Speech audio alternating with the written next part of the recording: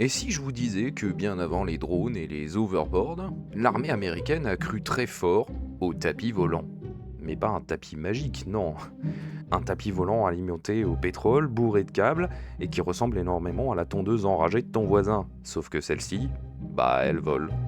C'est l'histoire de la plateforme volante Healer, l'un des engins les plus ambitieusement ridicules de la guerre froide. Tout part du cerveau bien fumant d'un ingénieur, Charles Zimmerman, un type qui travaille chez Healer Aircraft, une boîte qui à la base sait très bien faire des hélicoptères. Et Zimmerman a un rêve. Il veut que le pilote devienne lui-même l'hélicoptère. Sa première idée sera de fabriquer des sortes de chaussures volantes, en mettant directement des hélices aux pieds des pilotes d'essai. Autant vous dire que c'était surtout la première étape avant de finir éparpillé façon puzzle dans un rayon de 50 mètres. Mais l'armée américaine, toujours à l'affût d'idées originales et pas chères pour transformer G.I. Joe en super-héros, lui répondra Pourquoi pas, mais c'est possible de faire un peu plus safe. Et paf, la plateforme Miller est née. Alors à première vue, c'est une table ronde de jardin retournée, avec deux moteurs de tondeuse surboostés et le tout enfermé dans un gros beignet métallique. Déjà un point en moins pour le design. Ensuite, le principe est plutôt simple. Le soldat le pilote en se penchant, comme sur un Segway, ou comme votre overboard. Ouais, celui avec lequel vous êtes pété la gueule devant toute votre famille. Sauf qu'ici, si tu te penches trop, bah tu tombes pas.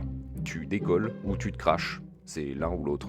Alors pour les premiers tests, ils ont harnaché ce machin avec un câble, histoire que la plateforme ne décide pas de vivre sa meilleure vie sans le pilote. Et contre toute attente, ça marche. C'est même plutôt stable, même trop stable. Si le pilote tente une folie, l'engin dit non et se redresse tout seul. Voilà, c'est safe. L'armée est emballée, la presse de l'époque est en délire. On parle de soucoupes volantes, de tapis volants, etc. Et ils en commandent donc une version améliorée, le VZ1 Pony, avec un troisième moteur, parce que plus c'est gros, mieux c'est.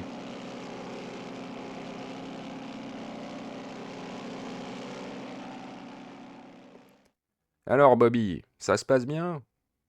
Bah oui, hein, ça va, hein. Enfin, moi je suis pas pilote, hein, je suis technicien. On m'a dit monte là-dessus et fais des tours. Alors je fais des tours. Ah, d'accord. Et ça vous inspire confiance? Non?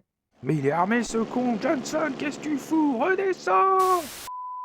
Bon, la vraie question maintenant, c'est où est-ce que ça a foiré? Si on prend 2 secondes pour réfléchir, les défauts sautent vite aux yeux. Avec une vitesse maximum de 25 km/h, autrement dit la vitesse d'un cycliste poursuivi par un chien très enragé, pour l'assaut éclair, on repassera. L'autonomie de ce truc est à peine suffisante pour regarder une sitcom de 20 minutes, générique compris. Donc vaut mieux pas rater le retour au camp. Ensuite le bruit. C'est celui d'une tondeuse qui est en train de tourner sous vos pieds. Donc niveau furtivité, zéro. L'ennemi vous entend avant même de vous voir. Et puis bon, ça vole pas très haut. 10 mètres grand maximum. Parfait pour survoler un champ de mine. Et absolument rien d'autre. Si le terrain est pas plat, c'est mort. Bref, malgré la prouesse technique, on comprend très vite que l'engin est surtout inutile. Moi j'imagine trop le sniper en face, en mode chef, j'ai un type sur une table volante en visuel. Je le descends ou je l'aide à descendre? Le bilan de tout ça? En 1958, l'armée lâche l'affaire. Le tapis volant finit au musée. Il est un symbole parmi tant d'autres d'une époque où l'imagination n'était pas partie en vacances et où on osait croire qu'un soldat irait au combat sur une assiette à gâteau motorisée. C'était audacieux, instable, complètement impraticable, mais clairement impressionnant. Encore une belle preuve que parfois pour voler, il faut d'abord avoir les pieds sur terre.